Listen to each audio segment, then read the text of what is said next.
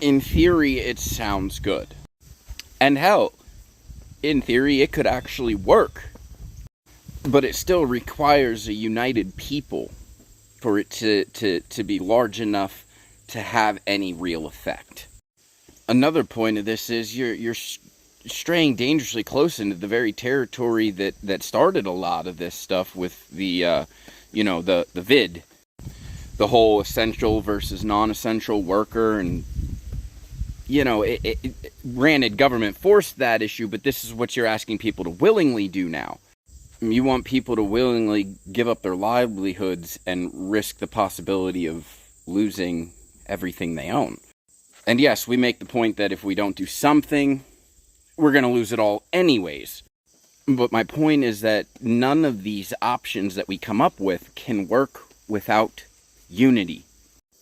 And right now, there are far too many people that really think that they're not going to get any help, that they're completely on their own.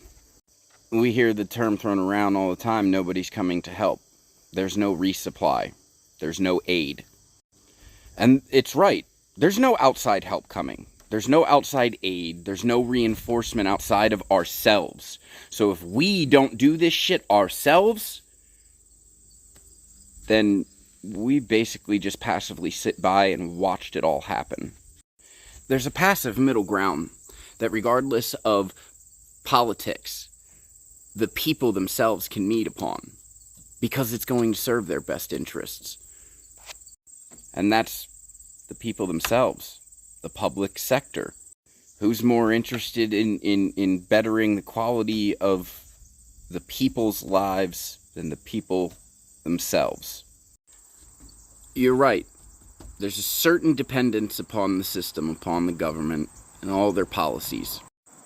And that dependence has touched every single one of us. And it was easy to become dependent upon that system because you look around and you don't see any other options. What I'm saying is that option is us. And it doesn't really require us to sacrifice anything. You know, our seal for the United States, the eagle, one talon it's holding an olive branch, and the other talon it's holding a bundle of arrows. The olive branch, it signifies an offer of friendship and peace rather than enemy and conflict. And the bundle of arrows signifies strength through unity.